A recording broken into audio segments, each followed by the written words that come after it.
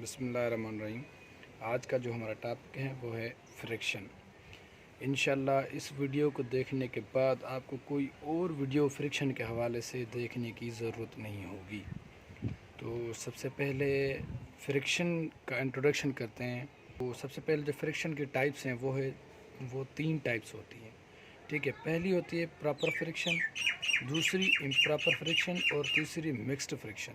कि अब इनकी पहचान कैसे हो कि प्रॉपर फ्रिक्शन कौन सी है, इम्प्रॉपर फ्रिक्शन कौन सी है, मिक्स्ड फ्रिक्शन कौन सी है, इसका थोड़ा बहुत इंट्रो दे देता हूँ मैं आपको।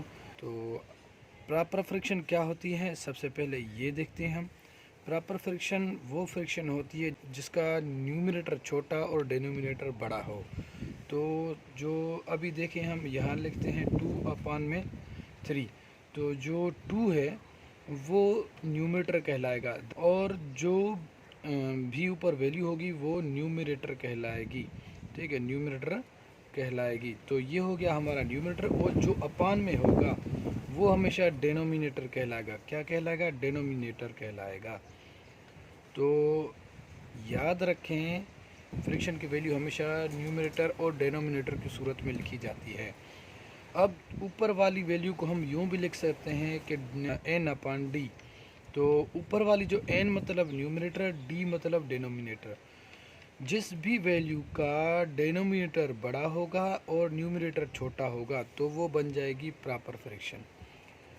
आपको उम्मीद है ये समझ आ गया होगा। ये हो गई हमारी प्रॉपर फ्रिक्शन। तो इसी टाइप का अगर कोई भी आपको सवाल आए, उसका डेनोमिनेटर बड़ा और न्यूमरेटर छोटा हो, तो आप समझ जाएं ये प्रॉपर फ्रिक्शन है। अगर इसी को ही उल्टा कर दें, प्रॉपर फ्रिक्शन और इम्प्रॉपर फ्रिक्शन एक दूसरे के अपोजिट होती हैं, तो इसी को ही हम उल्टा कर देते हैं 3/2। तो ये अब बन गई इम्प्रॉपर फ्रिक्शन। ये ऐसा नहीं होगा कि ये 3 अब ऊपर चला गया, यहाँ ऊपर आ गया तो ये डिनोमिनेटर बन जाएगा। नहीं, जो भी वैल्यू नीचे होगी वो डिनोमिनेटर होगी, जो भी वैल्यू ऊपर होगी वो न्यूमरेटर कहलाएगी, भले कोई भी हो। ये भी न्यूमरेटर कहलाएगा, जो ऊपर होगा न्यूमरेटर कहलाएगा। ठीक है, ये न्यूमरेटर बन गया। अब ये बन गया डेनोमिनेटर। ठीक है, डेनोमिनेटर। ठीक है, अब याद रखें, कभी भी आपको पहचानने की ज़रूरत हो, कोई भी सवाल आए जॉब्स के हवाले से या कुछ भी, तो आपने याद रखना है कि प्रॉपर फ्रिक्शन की पहचान ये होती है कि उसकी जो अपान वाली वैल्यू हो वो बड़ी और ऊपर वाली वैल्यू छोटी हो। ऊपर वाली वैल्यू को हम कहते हैं न्यूमरेटर और अपान वाली वैल्यू को हम कहते हैं डेनोमिनेटर।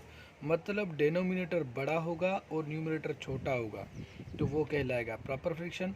अगर इसी का उल्टा हम यहाँ कर दें कि न्यूमरेटर बड़ा और डेनोमिनेटर छोटा होगा, इसको भी हम यूँ लिख सकते हैं n/d। डिनोमिनेटर छोटा और न्यूमरेटर बड़ा हो गया तो ये कहलाएगा इम्प्रॉपर फ्रिक्शन। ठीक है, इम्प्रॉपर फ्रिक्शन।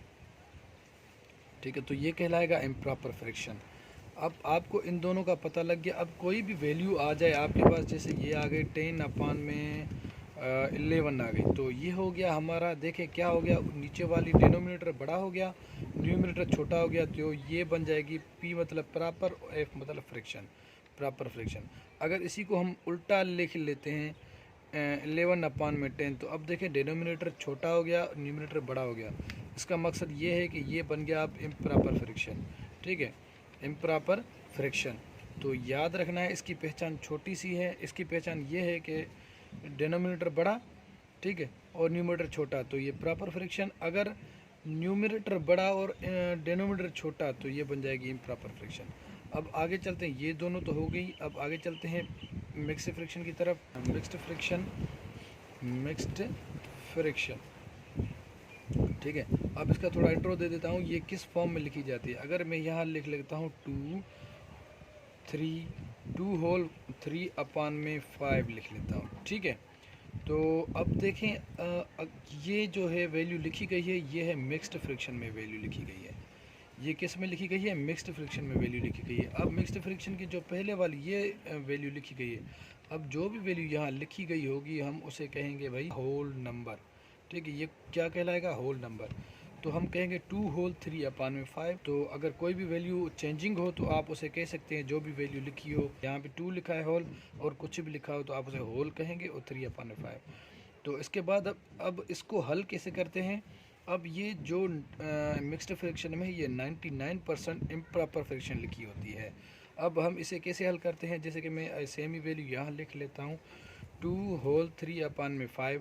अब कहीं कोई इसे हल करके दो और ये मिक्स्ड फ्रैक्शन ख़त्म करके मुझे आम फ्रैक्शन में बता दो, ठीक है। तो अब इसकी मिक्स्ड फ्रैक्शन कोई अगर मुझे ये ख़त्म कर दो तो ये कैसी इम्प्रॉपर बनेगी या फिर प्रॉपर बनेगी, आपको मालूम होना चाहिए कि 99% ये इम्प्रॉपर बनेगी, ठीक है। तो देखते हैं अब कैसे हल करते हैं इसको। ये जो नीचे वाला डेनोमिनेटर होता है इस होल के साथ क्या करेगा, मल्टीप्लाई करेगा।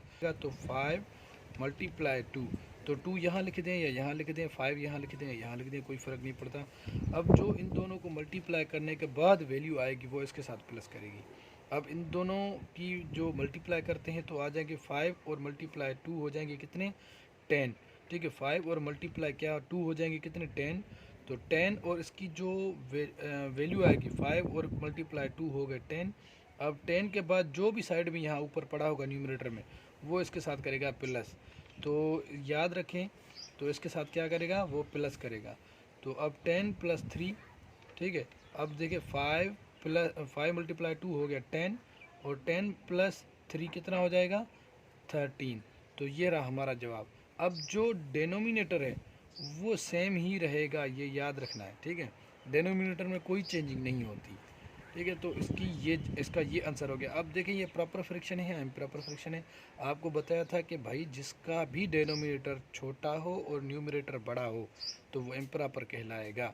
अगर मैं इसी को ही प्रॉपर फ्रैक्शन में लिख दूं तो इसको उल्टा कर दूंगा। अब ये हो गई हमारी प्रॉपर फ्रैक्शन, लेकिन ये जो हो गई हमारी इम्प्रॉपर फ्रैक्शन।